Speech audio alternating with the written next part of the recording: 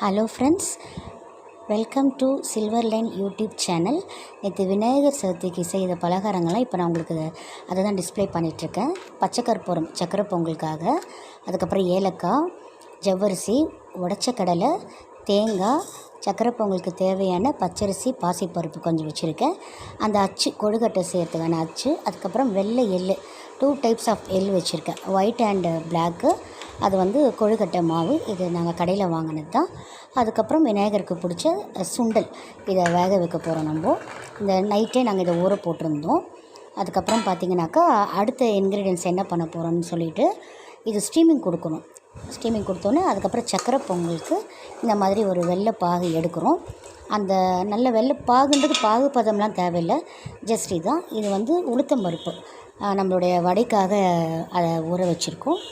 அதுக்கப்புறம் பார்த்திங்கனாக்கா இது எள் வந்து அதை ட்ரை ரோஸ்ட் தான் பண்ணும். ஏன்னா எள்ளில் வந்து ஆல்ரெடி அந்த எண்ணெய் இருக்கும், அதனால் வந்து அதை ட்ரை ரோஸ்ட் பண்ணுறோம். அப்புறம் கொழுக்கட்டைக்கு வந்து அரிசி மாவு வந்து நம்ம சும்மா அந்த சூடு பொறுக்கிற வரையும் அதை லேசாக இது பண்ணணும்.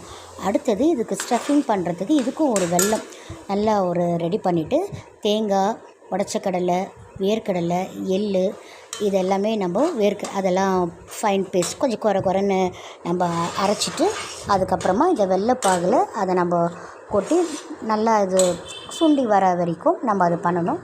அதுக்கப்புறம் இந்த மாவும் ரெடியான பிறகு கொஞ்சம் நல்லா சூடு தண்ணி வச்சுட்டு நல்லா இதை கெட்டிப்படாமல் நம்ம கிளறி விட்டுக்கணும். ஆல்ரெடி நான் கிளறினேன். இப்போ பார்த்திங்கன்னா சக்கரை பொங்கல் ரெடி ஆகிடுச்சு. இதுக்கு நம்ம முந்திரி, திராட்சை, நான் பாதமும் போட்டிருக்கேன். பச்சை கற்பூரம் வேக வைக்கும் போதே போட்டேன், அது நல்லா கோயில் பிரசாதம் மாதிரி நல்லாவே இருக்கும். அதுக்கப்புறம் பார்த்திங்கன்னா அந்த ஸ்டஃபிங் இங்கே ரெடியாக இருக்குது. அதுக்கான அச்சில் நம்ம இந்த கொழுக்கட்டை மாவு வந்து இப்போ நம்ம ரெடி பண்ணுறோம். இதெல்லாம் ஒரு டிஃப்ரெண்ட் ஷேப் இந்த மாதிரி. அதுக்கப்புறம் இந்த இட்லி குண்டால வாழை இலை வச்சு நம்ம அதை ஸ்டீமிங் கொடுக்குறோம். வாழை இலை வச்சு நம்ம பண்ணுறது வந்து டேஸ்ட் வைஸ் ரொம்பவே நல்லாயிருக்கும் அண்ட் ஆல்சோ குட் ஃபார் ஹெல்த்துன்னு கூட. இப்போ இதை நல்லாவே வெந்திருக்கும். இதை நான் இப்போ பிளேட்டிங் பண்ணுறேன். பிளேட்டிங் பண்ணிட்டோட பிறகு இப்போ பாருங்கள் அழகாக வந்திருக்கும். அடுத்தது உளுந்தம் மாவு, அதை வடைக்காக நம்ம எவ்வளோ அழகாக சாஃப்டாக பஞ்சு மாதிரி இருக்குது பாருங்கள். இப்போ ஆயில் ஆல்ரெடி நான் பேன் வச்சுருக்கேன், கடாய் வச்சுருக்கேன்.